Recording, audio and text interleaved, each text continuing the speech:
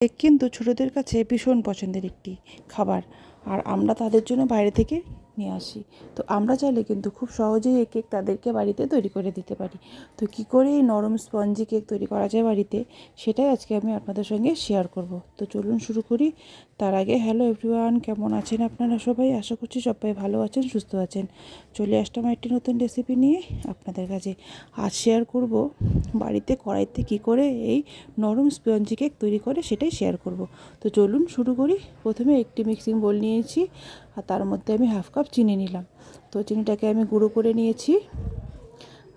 এবার তার মধ্যে নিয়ে নেব ওই চিনির হাফ সাদা তেল, মানে যতটা চিনি নিয়েছি তার হাফ সাদা তেল। এবার এই দুটো উপকরণকে খুব ভালো করে মিশিয়ে নেব।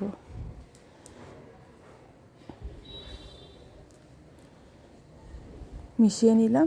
এবার এর মধ্যে নিয়ে নেব 1 কাপ ময়দা, আর নিব হাফ চামচ বেকিং পাউডার আর সামান্য বেকিং সোডা। এবার এই ময়দাটিকে বেকিং পাউডার আর সোডার সঙ্গে একটু ভালো করে মিশিয়ে নেব। মিশিয়ে নিয়েছি। এবার 1 কাপ দুধ নিয়েছি। এই 1 কাপ দুধ কিন্তু একবারে আমি দেব না, অল্প অল্প দুধ দিয়ে একটা ব্যাটার তৈরি করে নেব। আর আপনারা যদি চান তাহলে কিন্তু এখানে গোটা চিনি নিতে পারেন। সেক্ষেত্রে গোটা চিনিটাকে এই সময় ভালো করে ফেটাতে হবে, ফেটিয়ে পুরো গুঁড়ো মানে গলিয়ে নিতে হবে, যেন একটা দানাও না থাকে। আর একটু দুধ নিয়ে নিলাম আমি, আর একটু দুধের দরকার ছিল, তো ভালো করে ফেটাবো। এবার আমি ভালো করে ফেটাবো, যেন একটা দানাও না থাকে। খুব ভালোভাবে ব্যাটারটাকে ফেটাতে হবে। তো দেখে বুঝতে পারছেন খুব ভালোভাবে কিন্তু ফেটানো হয়ে গেছে।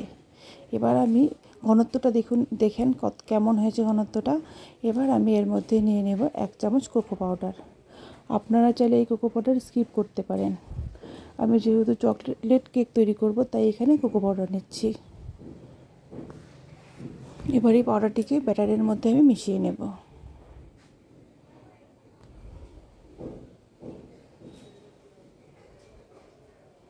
খুব ভালোভাবে মেশাচ্ছি। মেশানো কিন্তু মোটামুটি হয়ে গেছে।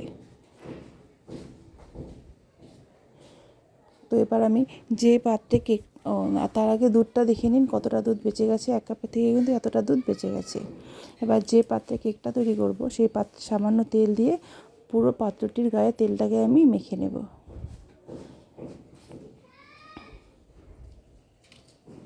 মেখে নিলাম। এবার আমি ব্যাটারটিকে আস্তে আস্তে ঢেলে দেব সেই পাত্রটির মধ্যে। ঢেলে দিলাম। এবার একটু হালকা ট্যাপ করে দেবো, যেন কোথাও ফাঁকা না থাকে বা হাওয়া না থাকে। এবার আমি যে কড়াইতে কেকটা তৈরি করব, সে কড়াই কিন্তু গরম করে নিয়েছি। এবার তার মধ্যে একটা স্ট্যান্ড বসিয়ে সেই কেকের পাত্রটি বসিয়ে দিলাম, দিয়ে 40 মিনিটের জন্য কুক হতে দেব। 20 মিনিট পর আমি ঢাকনা সরিয়ে উপরে কিছুটা ড্রাই ফ্রুটস দিয়ে দেব। আপনারা চাইলে এই ড্রাই ফ্রুটসটা স্কিপ করতে পারেন, সেক্ষেত্রে কিন্তু ঢাকনা সরিয়ে আপনারা দেখতে যাবেন না। আবার ঢেকে দিলাম। এবার এটিকে 40 মিনিট হয়ে গেছে, ঢাকনা সরিয়ে দেখে নেব। তো আমি প্রথমে একটু চেক করে নেব হয়েছে নাকি টুথপিক দিয়ে। টুথপিকের গায়ে কিন্তু কোনো কেক লাগছে না, তাহলে কেকটা হয়ে গেছে। এবার নামিয়ে একটু ঠান্ডা করে নিয়েছি।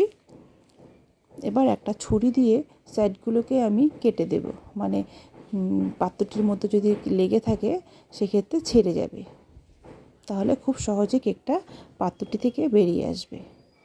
তো কেটে নিয়েছি। এবার একটি প্লেটে আমি কেকটা নামিয়ে নেব। নামিয়ে নিলাম। কেকের লুকটা জাস্ট দেখুন কতটা সুন্দর হয়েছে। যে কোনো বাচ্চা কিন্তু দেখেই ঝটপট খেতে চাইবে। এবার আমি আপনাদেরকে কেটে দেখাচ্ছি কতটা নরম আর স্পঞ্জি হয়েছে। দেখুন খুব সহজেই কিন্তু কেটে যাবে।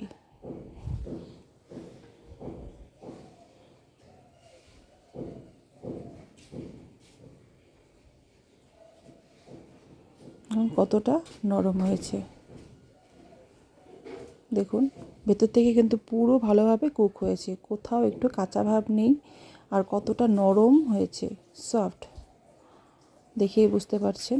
তো আপনারা যদি ট্রাই করেন বাড়িতে, খুব সহজেই কিন্তু হয়ে যাবে। কোনো মাইক্রো ওভেনের দরকার নেই, বাড়িতে কুকার বা কড়াইতে হয়ে যাবে। তো দেখুন, তো ভিডিওটি যদি ভালো লাগে আপনাদের, অবশ্যই লাইক করবেন, কমেন্ট করে জানাবেন। দেখা হবে আবার নতুন কোনো ভিডিওতে। ভালো থাকবেন, সুস্থ থাকবেন, টাটা।